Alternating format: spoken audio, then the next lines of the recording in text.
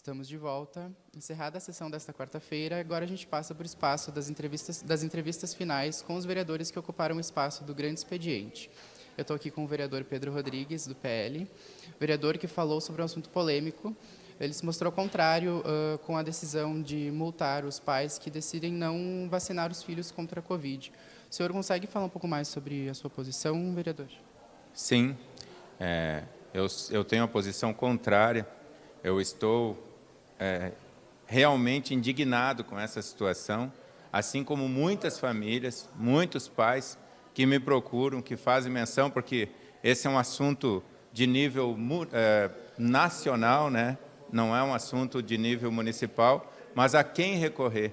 Tem que recorrer a algum representante, assim como também eu propus ali na sessão que a gente possa fazer algum movimento, trazer aqui autoridades numa audiência pública, fazer moção contra, né, essa lei agora do dia 21 de março, né, que não é lei, na verdade é uma medida tomada pela terceira turma lá que decidiu que os pais fossem multados, né, de 3 a 20 salários mínimos, se houver reincidência, o dobro, né, a punição e ainda passivo de correção monetária. E isso ainda não é o pior, o mais indignante de tudo, é a obrigatoriedade ao ponto de ser compulsório.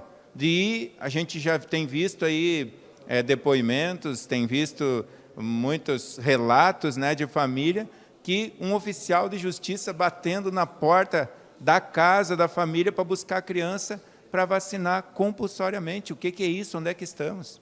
Então, eu realmente subi à tribuna hoje para fazer esse desabafo, trazer isso aqui, esse assunto à casa, aqui para os pares, para o presidente, para a mesa diretora, para que alguma coisa possa ser feita nesse sentido.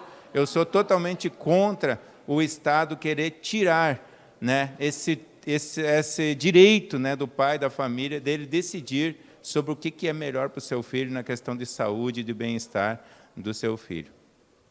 Muito obrigado, vereador.